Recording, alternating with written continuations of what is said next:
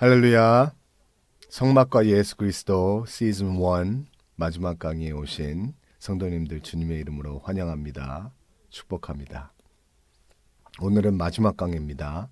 다음 방학 때 시즌 2로 여러분들을 찾아뵙겠습니다. 오늘은 제5과 진설병을 두는 상 The Table of Showbread 라는 제목으로 같이 배워보도록 하겠습니다. 들어가기에 앞서서 김준건 목사님의 백문일답 21번부터 25번까지 외치며 나아가겠습니다. 부자들이 들어야 할 메시지는 무엇입니까? 예수 그리스도. 가난한 사람들이 들어야 할 메시지는 어디 있습니까? 예수 그리스도. 태어나는 어린아이가 맨 먼저 배워야 할 메시지는 무엇입니까? 예수 그리스도. 정치가들이 알아야 할 분은 누구입니까? 예수 그리스도. 고등학생이 알아야 할 분이 누구입니까? 예수 그리스도. 아멘. 출애굽기 25장에 보면 진설병을 두는 상을 어떻게 만드는지 저희들에게 가르쳐주고 있습니다. 23절부터 읽겠습니다. 또한 시띠나무로 상을 만들되 길이는 2규빗, 너비는 1규빗, 높이는 1.5규빗이 되게 하여라. 예, 진설병을 두는 상은 번제단과 같이 시띠나무로 만들어집니다. 그리고 크기는 2규빗, 1규빗, 1.5규빗, 길이가 92cm, 너비가 46cm, 높이가 69cm 아담한 크기의 상입니다. 그리고 상을 순금으로 씌우고 가장자리에 금태를 둘러라. 예, 시띠나무로 만들어졌지만 순금을 씌우라고 했고요. 그리고 가장자리에 금태를 두르라고 했고요. 25절 또 상 가장자리에 한 뼘 너비의 틀을 만들어 대고 그 틀에도 돌아가며 금태를 둘러라. 예, 그리고 또 다시 밑에 금태를 두르라고 명령하십니다. 26절 상이 고리 4개를 만들어 상다리 4개가 붙어있는 내 모퉁이에 달아라. 상에 다리가 4개 있죠. 그 귀퉁이에 구멍을 4개를 만들어서 나중에 그림에서 보시겠지만 장대 2개를 끼우라고 합니다. 그래서 27절 그 고리들을 가장자리의 틀에 붙여 상으로 운반할 장대를 거기에 끼울 것이다. 예, 그래서 운반할 때 상을 운반할 때 가마처럼 제사장들이 들어서 운반하기 쉽게 거기에 장대 2개, 봉 2개를 끼우라고 하십니다. 이 봉 2개는 28절 장대는 시띠나무로 만들어 금으로 씌워라. 이것으로 상을 운반한다. 예, 그래서 이 봉 2개도 십팀나무로 만들고 금으로 씌우고 그래서 그 봉 2개를 내 구멍에 끼우는 거죠. 그리고 그 접시와 숟가락과 덮개와 붓는 대접을 만들되 순금으로 만들어라 한다. 예, 이 진설병에는 빵만 있는 것이 아니라 그 빵 위에다가 나중에 유향이라는 노라고 했는데 그 유향을 담는 그릇도 하나님께서 순금으로 만들라고 하십니다. 그래서 30절 이상 위에 진설병을 두는데 그것이 항상 내 앞에 있게 하여라. 예, 이 진설병은 항상 하나님 앞에 있게 해야 돼요. 그래서 하나님한테 디스플레이 해야 되기 때문에 쇼하기 때문에 쇼브레드가 된 거죠. 하나님 앞에 진열해야 되기 때문에 진설병이라고 하는 것이죠. 이 진설병을 두는 상은 예수님의 성육신에 대해서 얘기해 줍니다. 출애굽기 25장 23절 말씀에 또한 시띠나무로 상을 만들되 이 시띠나무는 사막에서 나는 아카시아 나무였어요. 이 아카시아 나무는 정말로 볼품없는 나무입니다. 그렇지만 굉장히 고난에 살아남기 위해서 강하죠. 왜냐하면 사막이기 때문에 가뭄도 많고 물도 없고 계속 햇빛이 내려지기 때문에 산불도 심하고 그래서 물과 풀을 다 견뎌내서 자라나야 되기 때문에요. 그래서 이 시띠나무 아카시아 나무는 예수 그리스도를 상징합니다.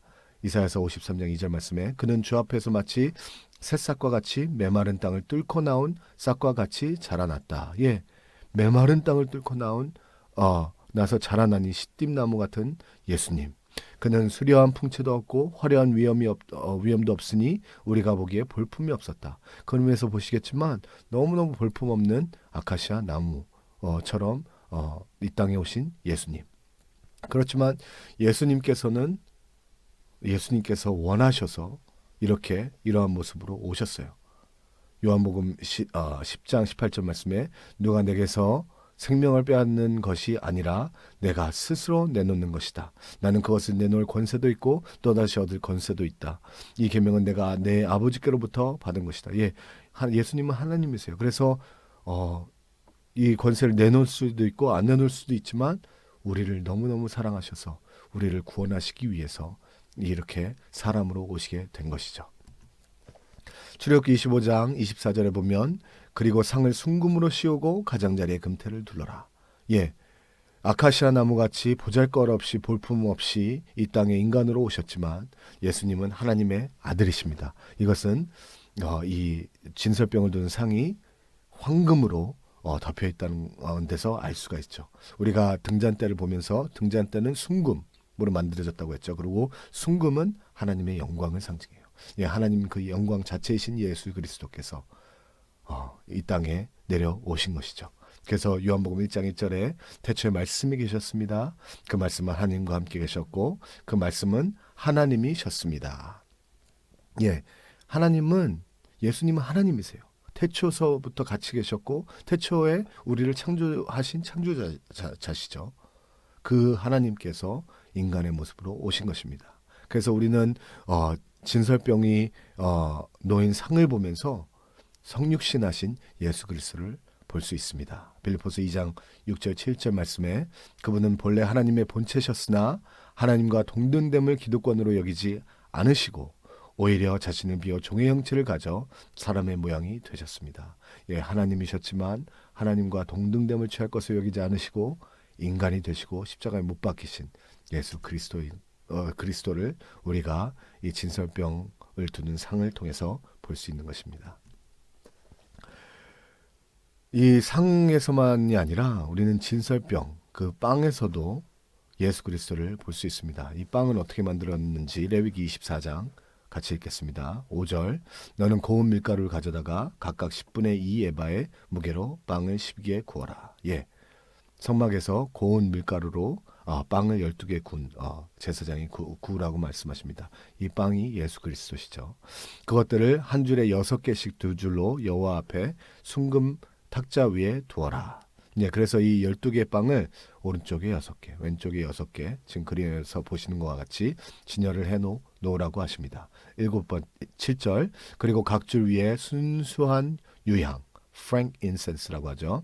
이걸 얹도록 하여라. 예, 그래서 이 진설병 위에 이 향료인, 귀중한 향료인 유향을 얹으라고 합니다. 그리하여 이것이 그 빵의 기념제물, 곧 주를 위한 화제물이 되도록 하여라. 그래서 이 고운 밀가루로 거기에서 고운 밀가루를 태려서 화제물로 fire offering으로 하나님께 드리게 되는 거죠.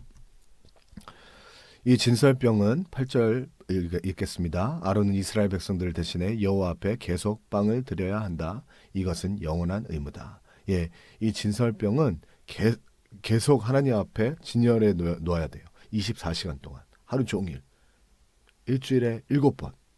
이것은 영원한 의무라 그랬어요.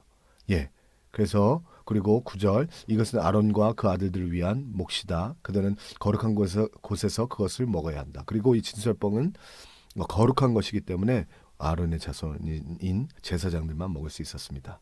이것은 여호와께 드려진 화제물들 가운데서 가장 거룩한 부분이기 때문이다. 이것은 영원한 규례다.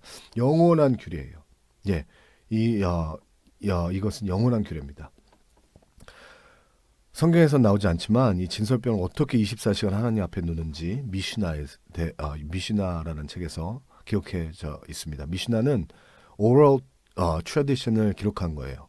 하나님 이스라엘 백성들이 구두로 전해 내려온 것을 기록한 것이죠. 거기에 보면 어떻게 이 진설병을 24시간 하나님 앞에 디스플레이 하는지를 알려주고 있습니다.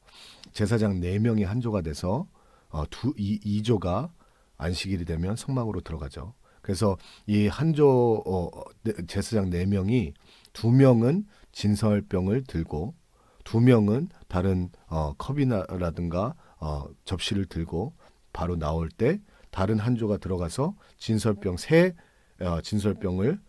놓고 그 다음에 2명이 다른 도구를 놓습니다. 그래서 매주 안식일마다 그렇게 돌아가면서 24시간 하나님 앞에 진열하게 됐죠.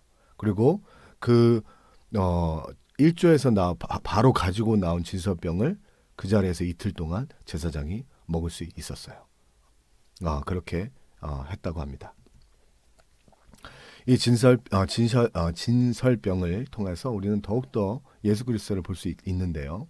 레위기 24장 7절 말씀에 그리고 각 줄 위에 순수한 유향을 얹도록 하여라. 이 진설병은 생명의 빵이신 예수 그리스도를 상징하죠. 예수 그리스도는 하나님이세요. 왕 중의 왕이시고 만유의 주시죠. 그래서 왕을 상징하는 유향, frankincense를 그 진설병 위에 얹어 놓으라고 합니다. 예수님이 왕 중의 왕이시라는 것을 보여주는 거죠. 그래서 예수님이 태어나실 때 동방박사가 어떤 걸 가져왔죠? 유황, frankincense를 가져서 고백하는 겁니다. 당신이 만왕의 왕이시라는 것을. 마태복음 22장 11절 말씀에 집으로 돌아가 보니 아기가 그 어머니 마리아와 함께 있었습니다. 그들은 엎드려 아기에게 경배하고 본물함을 열어 황금과 유향과 모략을 예물로 드렸습니다. 황금, 하나님의 영광, 그리고 유향, 하나님이 만주의 주, 만왕의 왕이시라는 것을 상징하는 거죠. 이런 만왕의 왕이신 예수님께서 이 땅에 빵으로 오셨습니다. 떡으로 오셨어요. 레위기 24장 5절 말씀에 너는 고운 밀가루를 가져다가 각각 빵 12개를 구워라 하셨어요. 고운 밀가루의 주재료가 뭐죠? 밀이잖아요. 그래서 예수님께서는 요한복음 12장 24절에 내가 진실로 진실로 너에게 말한다.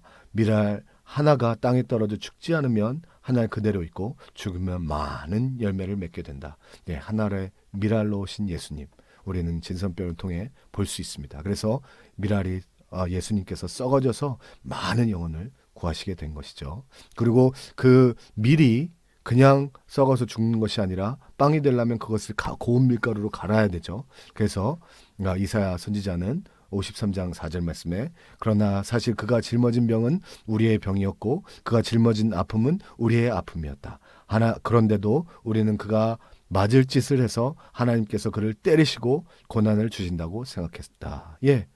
하늘의 밀알이 맞으시고 고난을 받으시고 그래서 곱게 밀가루가 되셨어요. 그리고 레위기 24장 5절의 말씀에 너는 고운 밀가루를 가져다가 빵 12개를 만들라고 했을 때 이 빵이라는 히브리 단어가 찰라예요. 찰라라는 말은 구멍이 송송송송송 뚫린 빵이라는 뜻입니다. 예수님은 우리를 위해서 구멍이 나셨어요. 이사야서 53장 5절 말씀에 그러나 사실은 우리가 우리의 허물이 그를 찔렀어요. 우리의 허물 때문에 예수님은 구멍이 나셔야 됐어요. 우리의 허물 때문에 예수님은 두 팔에 구멍이 나셔야 됐고 옆구리에 구멍이 나셔야 됐습니다. 그러나 그 사실은 우리의 허물이 그를 찔렀고 우리의 악함이 그를 짓뭉갰습니다. 우리의 악함 때문에 곱게 빠여지신 거죠. 그리고 예수님은 어떤 빵이냐면 이 진설병은 무교병이었습니다. 누룩이 없는 빵이었어요. 레위기서 2장 11절 말씀에 여호와께 드리는 모든 곡식 제사는 누룩이 들어갈 수 없다. 그래서 이 진설병은 누룩이 없는 무교병이었습니다. 누룩은 바울 사도가 말하기에 우리의 악과 죄악을 상징합니다. 그래서 예수님은 무교병, 죄악이 없으신 생명의 빵이셨죠. 고린도전서 5장 6절 말씀에 여러분이 자랑하는 것은 옳지 않습니다. 여러분은 적은 누룩이 온 덩어리를 부풀게 하는 것을 알지 못합니까? 그러므로 묵은 누룩, 곧 악하고 해로운 누룩이 든 빵으로 절기를 지키지 말고 오직 순결함과 진실함과 곧 누룩 없는 빵으로 지킵시다. 예수님은 죄가 없으신 무교병, 그래서 순결하고 진실한 누룩 없는 빵이신 예수 그리스도이십니다. 그리고 예수님은 그래서 생명의 빵이셨죠. The bread of life. 요한복음 6장 51절 읽겠습니다. 나는 하늘에서 내려온 살아있는 빵이다. 누구든지 이 빵을 먹는 사람은 영원히 살 것이다. 내가 줄 빵은 그 세상의 생명을 위해 주는 내 살이다.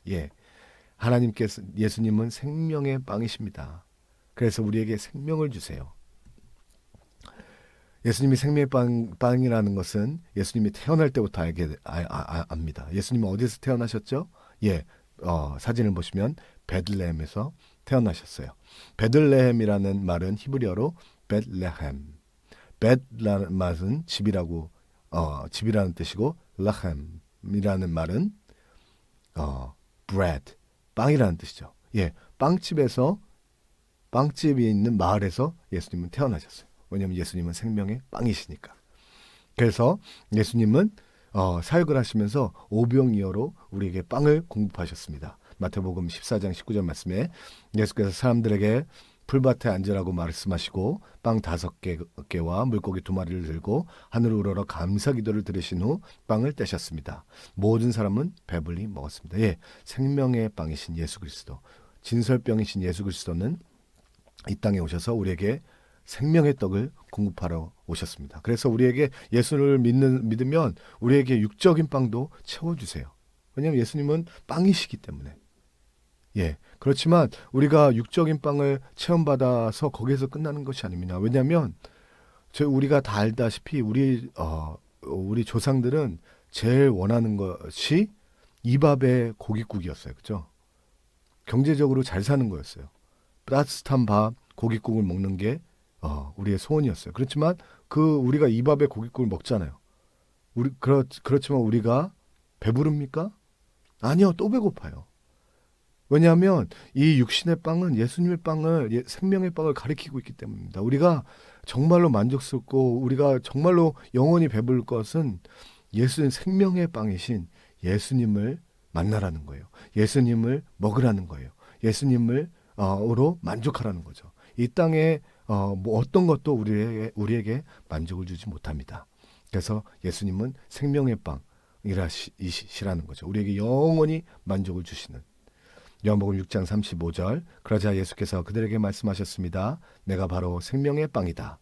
내게 오는 사람은 결코 배고프지 않고 나를 믿는 사람은 결코 목마르지 않을 것이다. 예, 이 세상에 어떤 것도, 어떤 집도, 어떤 돈도, 어떠한 것도 우리를 배부르게 하지 못해요. 그렇지만 예수 그리스도만이, 생명의 빵이신 예수 그리스도만이 우리를 배부르게 하십니다. 예, 그리고 레위기 24장 8절 9절 말씀에 아론은 이스라엘 백성들을 대신해 여호와 앞에 계속빵을 드려야 한다.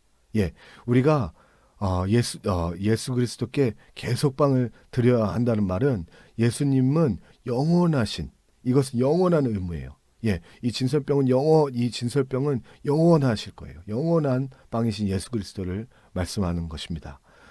사무엘상 21장 6절 말씀에 그래야 제사장은 다윗에게 거룩한 빵을 주었습니다. 이 진설병은 거룩한 빵입니다. 그래서 시편 78편 25편 말씀에 그래서 사람이 천사의 빵을 먹게 된 것이다. 이 천사가 먹는 영원한 빵이세요. 우리도 그래서 이 빵을 영원히 먹어야 되는 거예요.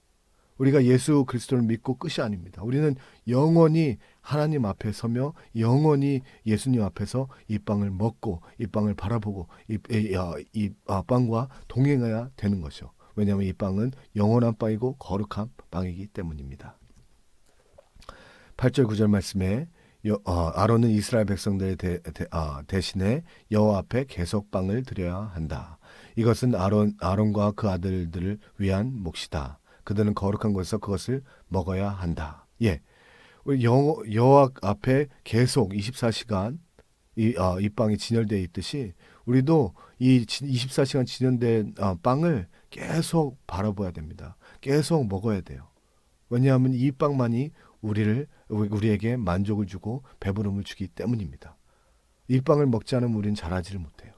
그렇기 때문에 우리는 번제단에서 우리 죄가 사함을 받고 칭의를 받은 우리는 이 빵을 매일매일 사모하면서 먹어야 됩니다. 이 빵을 매일매일 바라봐야 돼요. 그래서 시편 119편 103절의 말씀에 주의 말씀이 내 입에 어쩌면 이렇게 달콤한지요. 내 입에 꿀보다 더 답니다. 예, 이 빵이신 예수 그리스도께서 얼마나 단다는 것을 항상 깨달으셔야 됩니다. 이 세상 어떤 것보다도 이거보다 단 것이 없어요.